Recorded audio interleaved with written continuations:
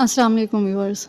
आज मैं आपके लिए एक ऐसी चटनी की रेसिपी लेके आई हूँ कि जिसको बनाने के बाद आप सारी चटनियों को भूल जाएंगे, ये मेरी गारंटी है। जितने भी मज़े की आपने चटनियाँ बनाई होंगी या खाई भी होंगी यकीनन, लेकिन जो आज रेसिपी मैं आपके साथ शेयर करने जा रही हूँ ये बहुत ही मज़ेदार, बहुत ही डिफरेंट रेसिपी है जो आपको चिकन, मटन और सब्ज़ियाँ भुलाने पर मजबूर कर देगी। तो रेसिपी को एंड तक वॉच कीजिएगा। रेसिपी पसंद आए तो लाइक करके चैनल को सब्सक्राइब कर दीजिएगा और बेल का आइकन प्रेस कर दीजिएगा। सबसे पहले एक फ्राई पैन लिया है, इसमें मैंने तकरीबन 2 टेबल स्पून ऑयल डाला है, इससे ज़्यादा आपने नहीं डालना। इसके बाद 1 पाव मैंने कैरी ली है और इसको धोकर ऊपर से आपने अच्छी तरह से इसका पानी खुश्क कर लेना है। इसके बाद इसको काट कर इस तरह से नीचे की तरफ आपने इसको पलट कर इस तरह से रख देना है। 1 पाव कैरी ली है और इसके साथ मैंने 2 टमाटर लिए हैं। टमाटर आप चाहें तो ज़्यादा कर सकते हैं, लेकिन ये बिल्कुल इस रेसिपी के हिसाब से बिल्कुल मुनासिब हैं।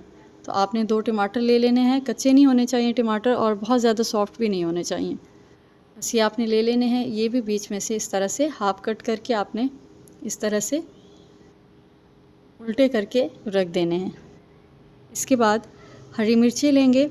हरी मिर्चों को बीच में से हाफ कट करके आपने इस तरह से साइड पे या ऊपर आपने किसी भी तरह से इसको रख लेना है। अच्छा, मिर्चें आप अपने टेस्ट के हिसाब से कम या ज़्यादा कर सकते हैं, लेकिन आगे चल के मज़ीद हम इसमें स्पाइसेस का इस्तेमाल करेंगे तो आपने इस चीज़ का ख्याल रखना है। तो ये मैंने तकरीबन 2 ली हैं। ये थोड़ी बड़ी वाली हैं, ज़्यादा स्पाइसी नहीं है। अगर आपने स्पाइसी यहाँ पर खानी है तो छोटी वाली जो मिर्चें होती हैं बारीक वाली, वो भी इस्तेमाल कर सकते हैं। 1 टेबल स्पून भर के यहाँ पर मैंने साबुत लहसुन लिया है, ये ले लीजिएगा।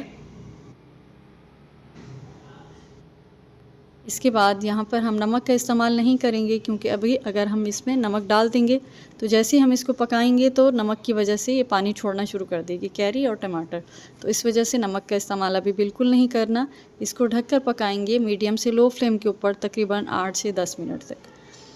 गैस क्योंकि नहीं है तो मुझे ये चटनी बनानी थी तो मैं यहाँ पर इलेक्ट्रिक स्टोव का इस्तेमाल कर रही हूँ। आप चूल्हे पर भी इसको बनाएं तो आपने इसका जो फ्लेम है वो मीडियम से लो की तरफ रखना है। इसके बाद 8 से 10 मिनट के बाद हमारी कैरी भी और टमाटर भी आप देख सकते हैं कि बहुत अच्छी तरह से गल चुके हैं। अब इसको उतार कर अच्छे से ठंडा कर लेंगे। गरम गरम आपने नहीं, इसको आगे का जो स्टेप है वो नहीं करना, पहले इसको अच्छे से ठंडा करना है। अब एक चॉपर ले लेंगे और इसमें हम शामिल करेंगे 2 दरमियाने साइज़ की प्याज, आपने काट कर शामिल कर देनी है। इसको हमने बिल्कुल बारीक चॉप करना है। प्याज आप ज़्यादा भी ले सकते हैं, अगर आपको ज़्यादा खट्टा पसंद नहीं है तो फिर आप प्याज की क्वांटिटी को थोड़ा ज़्यादा कर सकते हैं। इसके बाद इसको चॉप करके बिल्कुल बारीक इसको अच्छी तरह से आपने चॉप करना है। बिल्कुल पीसना भी नहीं है, इसको चॉप करना है, क्योंकि हल्के हल्के से चंक्स जब हमारी बाइट में आएंगे तो बहुत ही मज़ेदार सा एक फ्लेवर आएगा। इसके बाद इसमें आधी गड्डी धनिया शामिल करना है, धो के अच्छी तरह से आपने काट के इसमें शामिल कर देना है। साथ ही हम शामिल करेंगे लाल मिर्च पाउडर, ज़ीरा, 1 चाय का चमचा ज़ीरा लिया है और लाल मिर्च पाउडर लिया है यहाँ पर मैंने 1 चाय का चमचा। नमक और मिर्च अपने टेस्ट के हिसाब से आप कम या ज़्यादा कर लिया करें, बाकी रेसिपी को सेम फॉलो किया करें। यहाँ पर मैंने 1 चाय का चमचा लाल मिर्च ली है, क्योंकि हमारे यहाँ ना बहुत ज़्यादा स्पाइसी होता है ना बहुत ज़्यादा लाइट होता है। तो अगर आपने इसी तरह से खाना है तो फिर रेसिपी को सेम फॉलो कर लीजिएगा। नमक का इस्तेमाल करेंगे। नमक मैंने यहाँ पर आधा चाय का चमचा लिया है, ये डाल दीजिएगा। और इसके बाद कैरी लेंगे और इस तरह से चमचे की मदद से आपने इसका पल्प निकाल लेना है।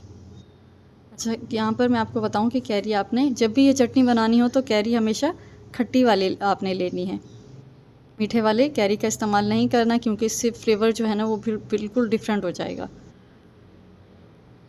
बस ये हमने सारी इसके अंदर शामिल कर देनी है। बहुत आसान रेसिपी, आप लाजमी ट्राई कीजिएगा। बहुत ही मज़ेदार सा इसका फ्लेवर है। आप पराठे के साथ खाएंगे तो खाते ही चले जाएंगे, इतनी ये मज़ेदार बन के तैयार होती है। इसके बाद जो हमने बाकी हरी मिर्चियाँ और टमाटर इसके साथ हमने फ्राई किए थे वो भी इसके अंदर शामिल कर देंगे। अच्छा, यहाँ पर टमाटर का छिलका उतारना ज़रूरी नहीं है, क्योंकि ये बहुत अच्छे से सॉफ्ट हो चुके हैं। जब हम इसको अच्छे से चॉपर के अंदर हल्का सा जब इसको क्रश करेंगे तो छिलका जो है बिल्कुल इसमें मिक्स हो जाएगा। तो लाज़मी नहीं है, अगर आप उतारना चाहें तो उतार सकते हैं। इसके बाद इसको जैसे पल्स के साथ इसको थोड़ा सा रोक के फिर थोड़ा सा ग्राइंड करना है, फिर थोड़ा सा रोकना है, फिर थोड़ा सा ग्राइंड करना है। इस तरह से आपने करके इसको अच्छे से पीस लेना है जब तक हर चीज़ वेल कंबाइंड ना हो जाए। लेकिन ख्याल रखिएगा कि ज़्यादा नहीं पीसना कि इसमें प्याज जो है बिल्कुल पेस्ट बन जाए। आप ये भी कर सकते हैं कि पहले सारी चीज़ों को अच्छी तरह से इस तरह से ग्राइंडर में डाल के या चॉपर में डाल के चॉप कर लें। इसके बाद बिल्कुल बारीक चॉप की हुई प्याज अलग से डाल दें। तो इस तरह भी आप कर सकते हैं। तो ये हमारी मज़ेदार सी और आसान सी रेसिपी बन के तैयार हो गई है। जितना बनाना इसको आसान है उससे कहीं ज़्यादा ये मज़ेदार बन के तैयार होती है। लाज़मी आपने इस रेसिपी को ट्राई करना है, आज ही ट्राई करना है और मुझे फ़ीडबैक देना है।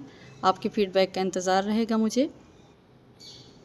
और जाते जाते रेसिपी को लाइक करके चैनल को सब्सक्राइब कर दीजिएगा और बेल का आइकन प्रेस करने से आपको हर आने वाली वीडियो का नोटिफिकेशन मिलेगा। तो मिलते हैं नेक्स्ट रेसिपी में, जब तक के लिए अल्लाह हाफिज़।